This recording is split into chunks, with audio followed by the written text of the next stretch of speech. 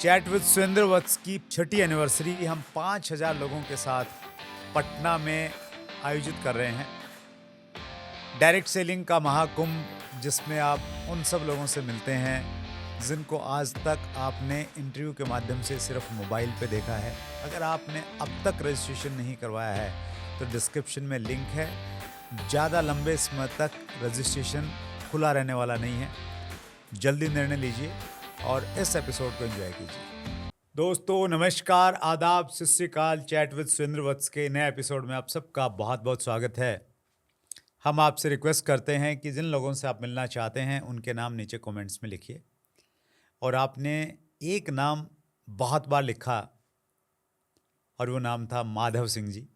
जी हाँ, माधव सिंह जी, जिनके पास में 22 सालों का डायरेक्ट सेलिंग का तजुर्बा है। आगरा उत्तर प्रदेश से आज हमारे मेहमान हैं। माधव सर, बहुत बहुत स्वागत है चैट विद सुरेंद्र वत्स में। सर नमस्कार, थैंक यू वेरी मच, बहुत बहुत धन्यवाद। आज इस शो पर आने का मौका दिया आपने, थैंक यू। Thank you. हम अक्सर ये करते हैं सर कि जो भी हमारे मेहमान होते हैं उनका हम एक छोटा सा इंट्रो वीडियो पहले हमारे चैनल पर डालते हैं। आपका भी हमने डाला और आपका इंट्रो वीडियो स्पेशल इसलिए बन गया क्योंकि उसमें आई थिंक 200 से ज़्यादा लोगों ने कमेंट्स किया। 3,000 से ज़्यादा लोगों ने उसको व्यू कर लिया था पहले, आई थिंक 24-36 घंटे में ही। तो वो कहीं ना कहीं आपकी जो प्रसिद्धि है, आपकी फ़ैन फॉलोइंग है, उसको दर्शाता है। थैंक यू सर, ये सभी लोगों का प्यार है और ऊपर वाले की कृपा है, मैं ऐसे ही मानता हूँ। Thank you. That's great, super. और जो व्यूअर्स ये कॉम्प्लीमेंट्स को पढ़ रहे हैं तो उनकी भी और मेरी भी क्यूरियोसिटी हो गई है आपकी बैकग्राउंड जानने के बारे में। तो शुरुआत से ही शुरू करते हैं। Thank you sir. सबसे पहले आपका बहुत बहुत धन्यवाद, इस प्लेटफॉर्म पर मुझे आने का आपने मौका दिया।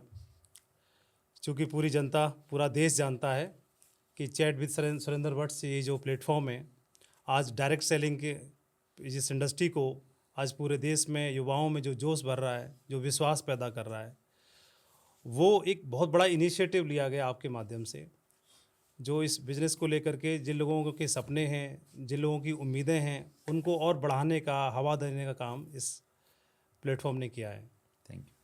और मैं इसके लिए आपको वंस अगेन थैंक यू बोलना चाहता हूँ। सर मैं अपने बारे में बताता हूँ शॉर्टकट में। मेरा नाम माधव है, आगरा में जन्म हुआ। पिताजी गवर्नमेंट जॉब में थे, दादाजी गवर्नमेंट जॉब में थे।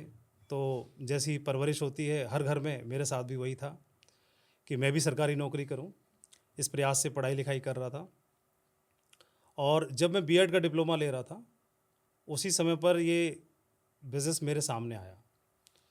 तो मैं सिविल सर्विस के लिए भी प्रयास कर रहा था, कुछ ऑफिसर वगैरह बनूं।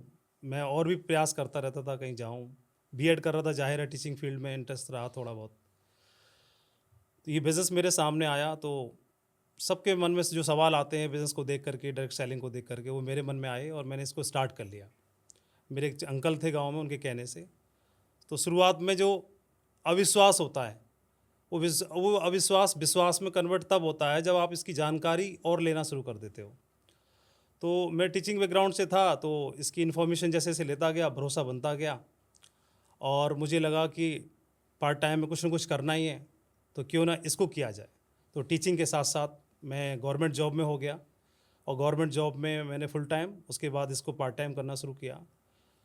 5-7 साल में ऐसा समय आ गया कि मुझे अब ये फुल टाइम करने का डिसीजन लेना पड़ा। और उसके बाद इस बिज़नेस को मैं पिछले 22 साल से एज ए करियर कर रहा हूँ। इस बिज़नेस ने बहुत कुछ दिया मेरे ज़िंदगी में, 360 डिग्री का परिवर्तन किया है। आप गवर्नमेंट जॉब में थे, पक्की नौकरी थी? जी, पक्की नौकरी थी। और उसको आपने क्विट करके आप डायरेक्ट सेलिंग में आ गए? जी जी। ये तो शुरुआत बहुत में डेयरिंग डिसीजन रहा होगा माधव जी। जी, ये विश्वास इस बिज़नेस ने दिया। देखिए, जब इस बिज़नेस को लेकर के आपकी अवेयरनेस, इन्फॉर्मेशन और विश्वास कमज़ोर होता है, तो आप इस बिज़नेस को करने के लिए टाइम मैनेज नहीं कर पाते हो, छुट्टी तक नहीं ले पाते हो। लेकिन जब आपको इन्फॉर्मेशन मिल जाती है और विश्वास पैदा हो जाता है, तो फिर आप परमानेंट छुट्टी भी ले लेते हो। देखिए माधव जी की जो अब तक की स्टोरी है वो हमारे उस कन्फ्यूज़न को दूर करने के लिए पर्याप्त है कि डायरेक्ट सेलिंग कैरियर के रूप में किया जा सकता है या नहीं किया जा सकता। ये इंडस्ट्री चलेगी या नहीं चलेगी, आगे क्या होने वाला है। माधव जी का कॉन्फिडेंस था और उसी कॉन्फिडेंस की वजह से उन्होंने गवर्नमेंट जॉब को क्विट किया। टीचिंग जैसा जो एक अच्छा प्रोफेशन माना जाता है और लोग कहते हैं कि बहुत ज़्यादा काम नहीं करना पड़ता, उसके बावजूद भी तनख्वाह अच्छी आती है, उस प्रोफेशन को क्विट करके फुल टाइम डायरेक्ट सेलिंग में आए। कोई गिला शिकवा कुछ ऐसा तो नहीं, कोई गलत निर्णय ले लिया हो? नहीं, मुझे प्राउड फील होता है। मैं पीछे मुड़ के देखता हूँ। मैं हमेशा ये बात बोलता भी हूँ कि जब आप किसी भी क्षेत्र में, दुनिया में किसी भी फील्ड में आप 10 साल 20 साल काम करने के बाद अगर आपको अफसोस हो रहा है तो आपका जीवन बेकार गया, और अगर आपको प्राउड फील हो रहा है तो आपका जीवन साकार हो गया, सार्थक हो गया। तो मुझे प्राउड फील होता है कि मैंने 22 साल इस इंडस्ट्री को दिए और इस इंडस्ट्री ने मुझे कई गुना ज़्यादा मुझे रिटर्न में दिया, तो मुझे प्राउड फील होता है। देखिए, हमारी कहानियाँ बहुत मिलती जुलती सी रहती हैं सब लोगों की। माधव जी, मेरी भी बैकग्राउंड इसी प्रकार की रही। मैंने भी बीएड किया था।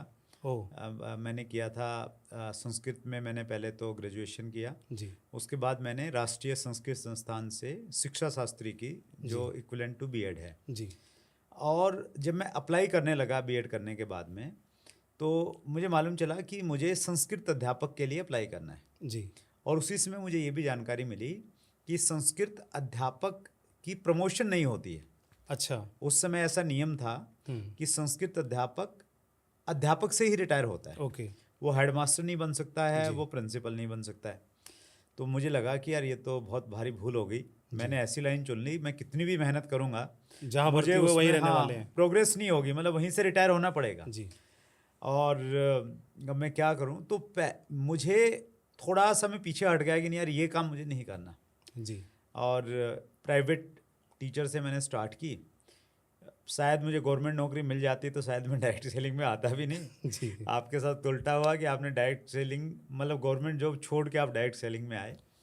और भूख थी कुछ करने की, कुछ ऐसा काम करने की कि जहां मेहनत करें और मेहनत के रिवार्ड्स आपको मिलते रहें, प्रोग्रेस मिलती रहे। जी बिल्कुल। तो मैं भी उसी प्रकार से आया, उसी प्रकार से कहीं ना कहीं आप भी आए होंगे। और स्पेशली उन यूथ को, स्पेशली जो आज एक ऐसे दोराहे पे खड़ा है या चौराहे पे खड़ा है जहां वो कई सारी दिशाओं में जाना चाहता है। जी। और उन दिशाओं में एक दिशा डायरेक्ट सेलिंग की भी है, वो भी कहीं ना कहीं उसके जहन में है। जी। वो इस पॉडकास्ट को देख रहा है। जी। उनको क्या संदेश देना चाहते हैं आप? देखिए, मैं एज ए करियर मैंने इस बिज़नेस को चुना, उसके पीछे एक कारण था सिर्फ। जनरली क्या होता है कि इस बिज़नेस को लेकर के ऐसी मार्केट में अफवाह है कि जिसके पास कोई काम करने के लिए नहीं है वो इस बिज़नेस में उतरता है। मेरे दिमाग में उल्टा आया, या ये कह सकते हैं कि वो लोग उल्टा सोचते हैं, मैंने सीधा सोचा। मेरे दिमाग में था कि ऊपर वाले ने मेरे लिए सरकारी नौकरी का व्यवस्था कर दी है, अरेंजमेंट कर दिया, पहली सीढ़ी मेरी मजबूत हो गई है और ये बिज़नेस भी मुझे मिल गया है। तो इस बिज़नेस को अभी मैं किसी भी कारण से क्विट करता हूँ, ख़ास तौर पर शुरुआत में सर्वाइवल के इशूज़ आते हैं, फाइनेंशियल चैलेंजेस आते हैं, उसकी परमानेंट व्यवस्था कर दी भगवान ने, ऊपर वाले ने। तो मेरे दिमाग में हमेशा ये ख्याल आता था कि नौकरी है इसलिए मुझे तो ये बिज़नेस करना ही चाहिए। जिनके पास नहीं है वो किसी कारण से चूक जाते हैं करने में, उनके लिए चलेगा, लेकिन मेरे पास है और मैं जो चूक जाता हूँ तो मैं एक गलत एग्जाम्पल सेट करूँगा, मुझे तो करना ही चाहिए। एक तो बात मेरे दिमाग में हमेशा आती थी, जिस बात की वजह से मैं इस बिज़नेस में आगे बढ़ा। दूसरी बात मैं हमेशा बोलता हूँ, अक्सर लोग सुनते हैं कि इस बिज़नेस को जब तक आपको यहाँ से भरोसा नहीं है, दिल से, क्योंकि दिल से भरोसा तभी होगा जब आप अवेयर होंगे, इन्फॉर्मेशन लेंगे, तब तक इस बिज़नेस को करो मत आप। जब तक आपको भरोसा नहीं तब तक करो ही मत, और जिस दिन यहाँ से भरोसा हो जाए फिर किसी को छोड़ो मत। मेरा ऐसा बिलीव है। तो सर, मैं आपको भी बधाई देना चाहता हूँ कि आपने एक माइलस्टोन तय किया।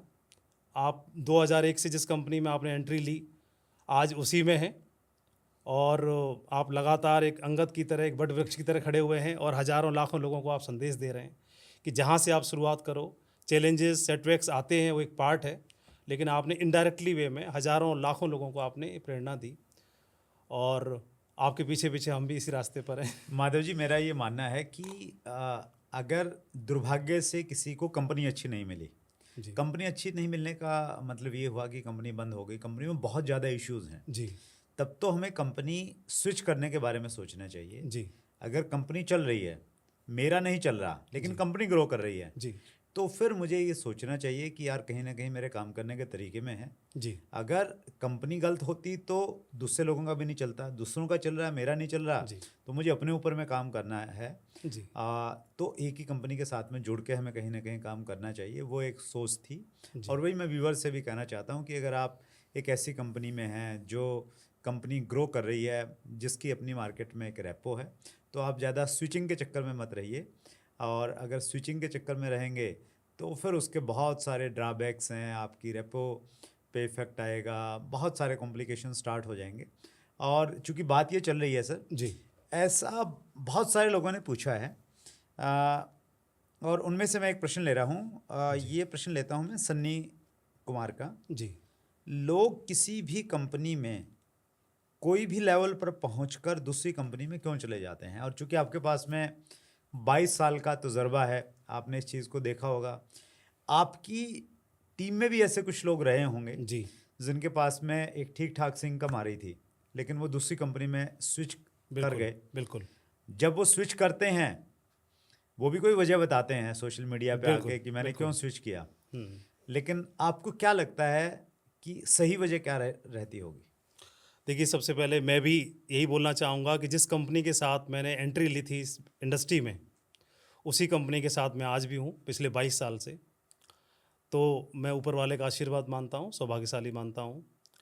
लेकिन जो कारण रहते हैं, कॉमन कारण रहते हैं, जिनकी वजह से अक्सर लोग चले जाते हैं, स्विच ऑन कर लेते हैं। तो कंपनी की तरफ से अगर कोई प्रॉब्लम नहीं है, मैं आपकी बात को सपोर्ट कर रहा हूँ, तो फिर बाकी जो कॉमन चैलेंजेस हैं, सेटबैक्स हैं, वो तो पार्ट है जर्नी का। और उस पार्ट को अगर आप फेस कर लेते हैं तो डेफिनेटली जहाँ पर आप हैं वहीं पर आप एक इंस्पिरेशन और एक एग्जाम्पल बन जाते हैं। अब जो लोग चले जाते हैं तो एक एक लॉबी है, तो वो लॉबी गलत एग्जाम्पल सेट करने वाली भी है और सही एग्जाम्पल सेट करने वाली भी है। तो मैं व्यूअर्स को यही बोलना चाहता हूँ, जो डायरेक्ट सेलर्स हैं उनको यही बोलना चाहता हूँ पूरे देश के लिए, कि आपके इंस्पिरेशन कौन है, आप वो देखिए। आपके सामने स्वयं 2001 से स्टार्ट करते हुए आज एक 25 साल सिल्वर जुबली सेलिब्रेट करने वाले हैं सुरेंद्र वंश जी। इस इंडस्ट्री में उन्होंने एक माइलस्टोन तय किया। मैं आपका भाई, छोटा बड़ा जो भी है, मैं भी आपके सामने 22 साल से इस इंडस्ट्री में हूँ, और सिर्फ 22 साल से नहीं है, लगातार तरक्की कर रहे हैं, लगातार ग्रोथ कर रहे हैं। तो मैं आपको भी यही मैसेज देना चाहता हूँ कि जहाँ पर आप हैं, खुद का मूल्यांकन करिए और अपने रोल मॉडल चुनिए, किन को देख करके, किन को आप रोल मॉडल मान के काम करते हैं। एग्जाम्पल्स आपको दोनों तरह के मिलेंगे।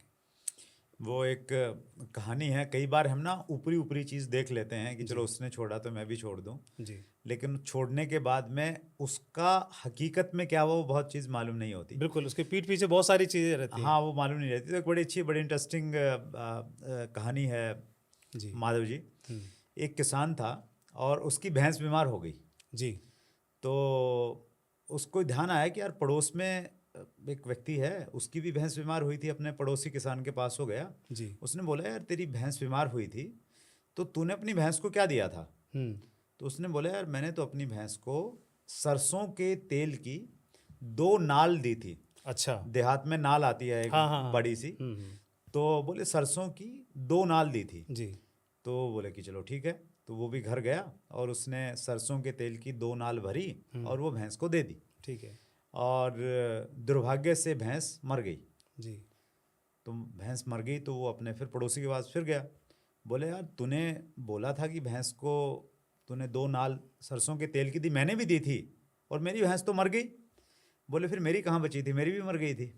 बोले ये तो तूने मेरे से पूछा ही नहीं कि 2 उसके नाल आगे का देने क्या के था? बाद आगे क्या हुआ। जी तो तूने मेरे से ये पूछा और मैंने उतना ही बता दिया। जी तो अक्सर ऐसा होता है कि लोगों को लगता है यार वो चला गया, वो कामयाब हो गया, लेकिन उसके पीछे की कहानी क्या है, बिल्कुल, अंदर की चीज़ें क्या है। मैं ऑनेस्टली बताता हूँ माधव जी आपको, जी मैं ऐसे कई सारे लोगों को जानता हूँ जिन्होंने किसी इमोशन में आके, किसी ईगो की वजह से किसी अच्छी खासी कंपनी को छोड़ दिया था। बिल्कुल बिल्कुल, मुझे भी मालूम है। और आज वो कहने को तो ये कहते हैं कि मेरा डिसीजन बहुत अच्छा था, लेकिन अंदर खाते जब बिल्कुल एकदम बंद कमरे में बात की जाती है ना, तो उनको कहीं ना कहीं ये लगता है कि नहीं यार, उस कंपनी में रहता, पश्चाताप महसूस होता है। रेपो भी अच्छी थी, बिल्कुल बिल्कुल, थोड़ा कहीं ना कहीं चीज़ें बदली हैं, और यहाँ आके जितना अच्छा लग रहा था उतना अच्छा है नहीं। बिल्कुल। तो वो कहीं ना कहीं चीज़ें हैं, और ये मैसेज स्पेशली उन लोगों के लिए, क्योंकि बहुत सारे लोगों ने ये पूछा था, और स्पेशली सन्नी जी ने पूछा था कि किसी भी लेवल पर पहुंचकर कंपनी में चले जाते हैं, लेकिन माधव जी इसी को थोड़ा और हम डिटेल में जानते हैं। जी। क्या कारण रहते होंगे, क्यों बदलते हैं? मतलब एक आदमी को पैसा भी आ रहा है, टीम भी बनी हुई है, इमोशन भी जुड़े हुए हैं, फिर भी क्यों स्विच करता है? उसमें कई सारे कारण रहते हैं। इंडिविजुअल देखिए, आप जानते हैं कि ह्यूमन बीइंग का नेचर रहता है, कई बार उनके रिलेशन डिफरेंस ऑफ ओपिनियन हो जाते हैं अपलाइन में, टीम में। कई बार पर्सनल ईगो है। लक्ष्मी जी आती हैं तो उनका भी असर प्रताप रहता है, तो उसको लगता है कि अब मेरा और मैं और रहना चाहिए, जहाँ से मैं हूँ। किसी फिल्म में बोलते हैं कि जहाँ हम खड़े हो जाते हैं वहीं से लाइन शुरू होती है।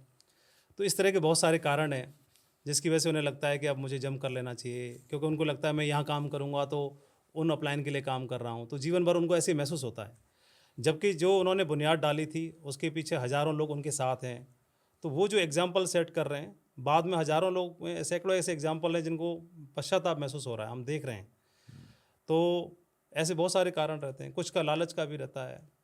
तो ऐसे कई सारे कारण मैंने पिछले 22 सालों में देखे। ऐसे ऑफ़र हमारे पास भी आए थे, लेकिन बाद में अपने आप आना बंद हो गए। उन्हें मालूम था कि कुछ लोग जाने वाले होते हैं, लेकिन कुछ लोग अंगद की तरह पैर डटाने वाले भी होते हैं आपकी ओर तरह। हाँ, यस, सही है। देखिए, दोनों चीज़ें रहती हैं। मुझे ऐसा लगता है कि ऑफर्स उन लोगों के पास में ज़्यादा आते हैं जिनका विश्वास कहीं ना कहीं कंपनी के प्रति थोड़ा सा कम होता है। वो जी। कहते हैं ना कि पानी वहीं पे मरता है जहाँ पे गुंजाइश होती है। जी, बिल्कुल। जहाँ गुंजाइश नहीं होती, पानी वहाँ पे जा नहीं पाता है। तो जी। वो कहीं ना कहीं, जो अगर लो कॉन्फिडेंस है आपका अपनी कंपनी में, तो वो कॉन्फिडेंस अच्छा होगा, तो मुझे लगता है कि फिर ऑफर्स बहुत कम आएंगे, क्योंकि मेरे पास में बहुत कम आए हैं। जी। तो मैं काम भी कर रहा हूँ, एक लेवल भी, मुकाम भी, सारी चीज़ें हैं। जी। और सोशल मीडिया का भी पिछले 4-5 साल से कुछ लोग जानने लग गए हैं, उसके बावजूद भी ऑफर्स कोई नहीं देता। मैं एक गोल्ड लेवल पर था अपनी कंपनी में, बहुत शुरुआत का ये लेवल तक, बहुत छोटा लेवल था। तब एक सज्जन आए थे मेरे पास में, एक मेरे को ज़िंदगी में एक ही बार ऑफ़र मिला। तो उन्होंने बोला कि हम आपको एक स्कॉर्पियो गाड़ी देंगे। उसको उस समय स्कॉर्पियो का बहुत जलवा था, और आपको ये देंगे और स्कॉर्पियो देंगे और ये कुछ लेवल देंगे कंपनी में। फिर मैंने पता किया कि आप कौन सी गाड़ी से आए हैं, तो वो टाटा इंडिका गाड़ी से आए थे। तो मैं बोला, जब आप इसको मुझे देंगे तो आप स्वयं इस गाड़ी से क्यों आए? तो कहीं ना कहीं उनके पास कोई जवाब देने के लिए नहीं था, उन्होंने बहुत सारी इधर उधर की बातें की। तो मेरी ज़िंदगी का पहला और अंतिम वही ऑफ़र था, और मैंने फिर कभी फेस नहीं किया इस तरह का कोई ऑफ़र। और भगवान की कृपा है कि इसी कंपनी में, इसी इंडस्ट्री में बढ़िया नाम कर रहे हैं, बढ़िया रोशन कर रहे हैं। That's great sir. Thank you. ये प्रश्न है अभिमन्यु कुमार का। लिखते हैं, गुरुजी मैं इस व्यवसाय में कैसे सफल हो पाऊंगा? टीम बनाता हूं और अपनी अर्थव्यवस्था के कारण टीम टूट जाती है। मैं लगा पड़ा हूं पर मैं सफल नहीं हो पा रहा हूं, क्या करूं? बड़ा उम्मीद के साथ अभिमन्यु प्रश्न पूछ रहे हैं। और ऐसा होता भी है कि कुछ लोग, जैसे आपने कहा ना कि रुके रहे हैं, वो रुके हुए हैं, जी। टिके हुए हैं, काम भी कर रहे हैं, जी। और उनको लगता है कि वो सही कर रहे हैं, जी। फिर भी परिणाम नहीं आ रहे हैं। जी। आपकी वजह से ऐसे क्या कॉमन कारण रहते होंगे जिसकी वजह से व्यक्ति लग तो रहा है, जैसे कह रहे हैं लगा पड़ा हूँ, लेकिन परिणाम नहीं आ रहे हैं? क्या लगता है कॉमन कारण? देखिए, अभिमन्यु जी के प्रश्न के माध्यम से इस देश में हज़ारों अभिमन्यु हैं जो इस चैलेंज को फेस कर रहे होंगे। बहुत सारे यूथ हैं जो डिपेंडेंट हैं, तो सबसे पहला चैलेंज उनको फाइनेंशियल चैलेंज आना शुरू हो जाता है। कुछ जो हैं जो कहीं ना कहीं इन्वॉल्व हैं, पैसे कमा रहे हैं, अर्नर हैं, तो वो कई बार क्या होता है कि जल्दबाजी में, आनन फानन में डिपेंडेंट हो जाते हैं पूरी तरह से। जहाँ से सोर्स ऑफ इनकम था उसको बंद कर लेते हैं। तीसरा क्या है कि बिज़नेस पीपल बिल्डिंग बिजनेस है। कोई हम मतलब ईंटें एक के ऊपर एक चिन नहीं रहे, जो लगातार जहाँ रख दी वहीं बनी रहने वाली हैं। ये पीपल बिल्डिंग बिजनेस है, तो इसमें हर तरह के कॉमन लोग इस बिज़नेस में आने वाले हैं। तो उसमें एक लॉ ऑफ एवरेज ही काम करता है। कई लोग प्रोडक्ट की क्वालिटी को देख के आ जाएंगे, कई लोग आपके प्रभाव में आ जाएंगे। तो कई लोगों को लगता है अभिमन्यु जी की हमने टीम बनाई 10, 20, 50, 25, 50, जो भी आपने टीम बनाई, तो ये देखने की आवश्यकता है कि हमने सेल्स इकट्ठी की है या टीम बनाई है, दोनों में डिफरेंस है। तो कई बार वो हमारी सेल्स होती हैं। और शुरुआती लेवल में मैं ऐसे कह सकता हूँ कि एक सम्मानीय लेवल हमारे यहाँ एक डायमंड का होता है हमारी इंडस्ट्री में। तो डायमंड बनने से पहले तक के जितने भी लेवल हैं, पीरियड सारा मुझे लगता है वो सीखने का ही है। उस बिटवीन में, उस दरमियान में आपने जो कुछ भी कमा लिया वो एक पार्ट ऑफ, मतलब ट्रेनिंग पार्ट है और कुछ नहीं है। तो उसमें लॉ ऑफ एवरेज पे चीज़ें काम करती हैं। तो मुझे ऐसे लगता है कि जो लोग आप मेहनत कर रहे हैं तो मेहनत पे अपनी पे एक तो डाउट मत करिए, लेकिन लगातार जो लोग आपके साथ आ रहे हैं वो एक सेल नहीं है, वो एक प्रोडक्ट नहीं है, वो कोई मतलब सेल का पार्ट नहीं है, वो एक लीडर बन सकता है आपके लिए और बिजनेस में 360 डिग्री का परिवर्तन ला सकता है। तो उन लोगों तक अप्रोच बनाइए और वो अप्रोच बनाने में थोड़ा टाइम लगेगा, थोड़ा पेशेंस लगेगा। आपकी मेहनत में पेशेंस नहीं, थोड़ा रिजल्ट के लिए पेशेंस रखिए, लेकिन डेफिनेटली एक दिन आपकी बुलंदी का सितारा जरूर चमकेगा। और हमारे साथ भी हुआ था। मैंने इस बिज़नेस में शुरुआत में 3 साल बहुत अच्छा पिकअप लिया। मैं 2003 में एंट्री लिया, 2003, 2004, 2005, 2006। तो मैं उन दरमियान में करीब 1 लाख रुपए महीने में कमाता था उस टाइम पर। उसकी वैल्यू बहुत ज़्यादा थी उस समय पर।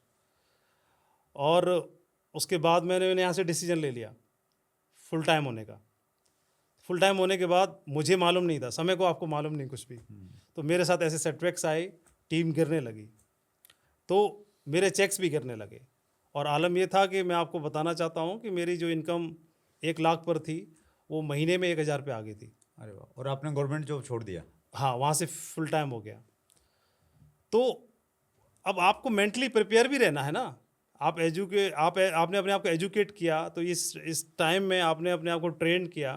तो जब आपने 4 साल तक पैसा कमाया, अब अगले वाले फेज़ के लिए आपको तैयार रहना होगा। तो उस ड्यूरेशन में मैं अगले 3 साल में मैं बहुत मजबूत हुआ, बहुत स्ट्रांग हुआ। जो लोग मेरे साथ थे वो स्ट्रगल कर रहे थे, लेकिन उनके साथ हमने 3 साल में जितना हमारे पास पहले था उससे 10 टाइम्स फिर बना लिया हमने। और उसके बाद फिर टेक ऑफ करते चले गए। तो वो एक टाइम होता है जो आपको बहुत कुछ सिखा के जाता है, आपको मतलब स्ट्रॉन्ग करता है। और उसके लिए थोड़ा धैर्य की आवश्यकता रहती है और अपने प्रयास और ज़्यादा बढ़ाने की आवश्यकता रहती है और अपने आप को तैयार करने की आवश्यकता रहती है। रिजल्ट एक दिन जरूर आते हैं। मैं माधव जी ये ऐड करना चाह रहा हूँ अभिनव के प्रश्न में। जी अगर हम सेल्फ एनालिसिस, आत्मचिंतन अगर करते रहें, जी। जैसे उन्होंने पूछा कि मैं काम तो कर रहा हूँ, परिणाम क्यों नहीं आ रहे हैं, जी। तो वो अगर ये प्रश्न अपने आप से पूछे हम्म कि मैं काम तो कर रहा हूँ, परिणाम क्यों नहीं आ रहे हैं, पेपर पेन लेके। मेरे जो दूसरे साथी हैं या कंपनी में दूसरे लोग हैं वो तो ग्रो कर रहे हैं, मैं ग्रो नहीं कर रहा हूँ। और जब वजह ढूंढे, जब आत्मचिंतन करे तो आत्म का ही करना है, दूसरों का नहीं करना। बहुत बार हम अपलाइन में कमियां देखते हैं कि यार मैं तो उसके इस ग्रुप में हूँ इसलिए बात नहीं बन जी पा रही बिल्कुल। है, जी या मैं तो ऐसे एरिया में हूँ यहाँ सारे लोग नेगेटिव हैं इसलिए बात नहीं बन पा रही है। जी तो वो अपने अंदर देखे कि मेरे अंदर क्या कमी रह गई है, जी। और मुझे लग रहा है कि वहाँ से कुछ ना कुछ डायग्नोज होगा, कुछ ना बिल्कुल कुछ चीज़ बिल्कुल होगा। निकलेगी, बिल्कुल और उस पर अगर काम होगा तो फिर परिणाम बेहतर आ सकते हैं कहीं ना कहीं। बिल्कुल। मैं आपकी बात को आगे बढ़ाता हूँ कि जब मैंने बताया जो 3 साल मेरे लिए सेटबैक्स आ गए, टीम गिर रही थी, तो फिर मैंने अपलाइन से पूछा सर मेरे साथ ऐसा क्यों हो रहा है। तो उन्होंने बोला कि आपका बिजनेस नहीं आ रहा, आपके लोग नहीं आ रहे मीटिंग्स में, आपका चेक नहीं आ रहा, लेकिन क्या इसी कंपनी में बाकी लोगों के आ रहे हैं। तो मैंने घूम के देखा बाकी लोगों के तो आ रहे हैं, बाकी के लोग मीटिंग्स में आ रहे हैं, बाकी के लोग प्लान्स में आ रहे हैं और ट्रेनिंग्स में आ रहे हैं, सेमिनार्स में आ रहे हैं, लेकिन मेरे नहीं आ रहे। तो कंपनी में कमी नहीं है, बिजनेस में कमी नहीं है, कहीं ना कहीं मुझे ही मूल्यांकन की ज़रूरत है, एवोल्यूशन की ज़रूरत है, जैसे आपने बोला। बिल्कुल। और वहीं से फिर मैंने अपने आप को समझा कि मुझे कहाँ पे किन कमियों पे काम करना है, और उसके बाद धीरे धीरे मेरे साथ बिल्डअप हो गया। That's great. और दूसरी वजह मुझे ऐसी लगती है कि लोग हमारे यहाँ पे ना मोटिवेशन में बहुत रहते हैं, मीटिंगों में वो मोटिवेशन मिल जाता है कहीं ना कहीं, और कहीं ना कहीं हम खुद भी मोटिवेटेड रहते हैं माहौल की वजह से। जी थोड़े ढीले हुए अपलाइन ने 4 डायलॉग ऐसे मारे फिर उठ के खड़े हो गए हैं। जी। लेकिन कहीं ना कहीं जो स्किल्स हैं, जो कुशलता चाहिए हमें, चाहे वो अपॉइंटमेंट लेने में स्किल्स की रिक्वायरमेंट लगती है, जी। या प्रेजेंटेशन स्किल्स अच्छी होनी चाहिए, या फुल अप स्किल्स हैं, स्टार्टअप स्किल्स हैं, मुझे लग रहा है कि उस प्रोडक्ट की एरिया डिटेल्स में हैं। प्रोडक्ट की डिटेल हैं, क्वेश्चन हैंडलिंग्स हैं, जी। तो जो इनिशियल रिक्वायर्ड स्किल्स हैं हाँ उस पे अगर काम होगा तो मुझे लग रहा है परिणाम अच्छे आ जाएंगे। बिल्कुल है, बिल्कुल आपकी बात से मैं बिल्कुल एग्री करता हूँ। और साथ ही साथ कुछ ऐसे जनरल एटिकेट्स भी रहते हैं जिनके साथ में आप लोगों के साथ में, लोगों के बीच में जाते हैं, वहाँ पर वो जो आपका बिहेवियर है वो भी बहुत मायने रखता है, और आपकी रिलेशन बिल्डिंग है वो किस तरह से है, आप किस वे में उनको ले रहे हैं, ये चीज़ें भी बहुत मैटर करती हैं। तो मैं आपकी बात से एग्री करता हूँ। That's great sir. अंतिम प्रश्न ले रहा हूँ और ये प्रश्न है सर फोडल सिंह जी का। सर टीम बनती है लेकिन लोग सिस्टम से अटैच नहीं होते, क्या करें? मतलब ऐसा होता है, एक व्यक्ति बोलता है जी मेरी टीम में 500 लोग हैं, जी। लेकिन उन 500 लोगों में से अगर देखेंगे मीटिंग में लोग नहीं आ रहे हैं, रेगुलर परचेजिंग भी नहीं हो रही है, और ऐसा लगता है कि मैं अकेला ही हूँ और तो कोई काम कर ही नहीं रहा। जी। मैं फिर से इसी बात को अंडरलाइन करना चाहूँगा कि आपकी टीम बनी है या आपकी सेल्स हैं। मैं इस बात से शुरुआत करना चाहूँगा। तो जिनने प्रश्न पूछा हमारे साथी ने कि 500 आपकी टीम है, तो सबसे पहले आप थोड़ा सा देखिए कि 500 सेल्स हैं या 500 टीम है। अगर आप आईडी पर वेबसाइट पे चेक करते हैं तो वो टीम नहीं है, वो सेल्स है। टीम को देखना है तो आप एक जगह इकट्ठा करके देखिए, पीछे मुड़ के देखिए, तो जब जो मुड़ने के बाद जो दिखाई दें वही आपकी टीम होती है। और टीम सिर्फ प्रोडक्ट बेचने से या सेल्स करने से नहीं बनती। उसके लिए आपको बहुत सारी चीज़ों में अपने आप को तैयार करना होता है।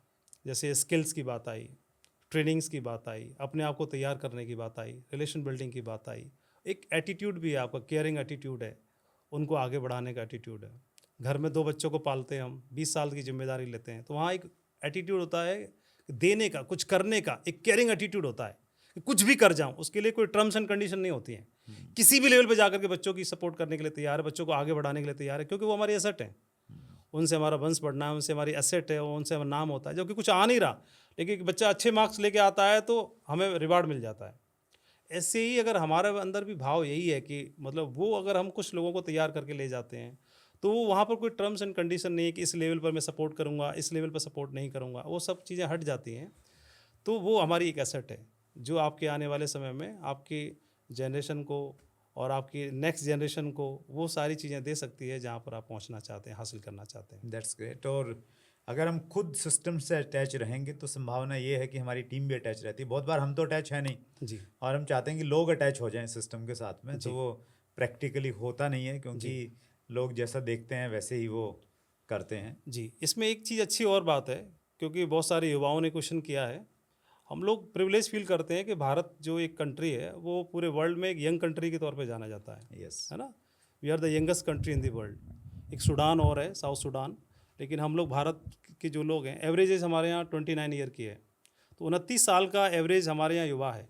सबसे ज़्यादा पोटेंशियल युवाओं में होता है, सबसे ज़्यादा पोटेंशियल युवाओं में है। जहाँ से क्रिएटिविटी जन्म लेती है, जहाँ से वैज्ञानिक जन्म लेते हैं, जहाँ से ब्यूरोक्रेट जन्म लेते हैं, जहाँ से मतलब कोई देश कैसे ग्रो कर सकता है, वो सबसे ज़्यादा पोटेंशियल यहाँ पर युवाओं में है। तो हमारी इंडस्ट्री को ग्रो करने के लिए भी, आपके बिज़नेस में 4 चांद लगाने के लिए भी युवा चाहिए।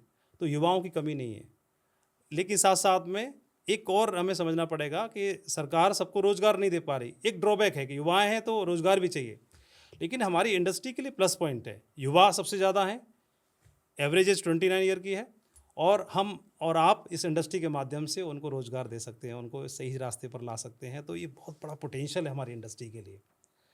तो मैं सारे साथियों को, अपने भाइयों को संदेश देना यही चाहता हूँ कि हम लोग भारत की जो देश में सबसे ज़्यादा युवा कंट्री है, साथ साथ में पोटेंशियल सबसे ज़्यादा है, उन पे अगर हमने काम कर लिया किसी भी माध्यम से, तो आप इसमें इतिहास लिख सकते हैं। जो सोचा नहीं वहाँ पहुँच सकते हैं। That's great. और 2023 के जो आंकड़े हैं world federation direct selling association के, माधव जी वो भी यही बता रहे हैं कि पहले 11 देशों में, हालांकि हमारा नंबर 11वां है जी। लेकिन 11 देशों में 3 ईयर CAGR 8.3% सबसे ज़्यादा हमारा है। जी।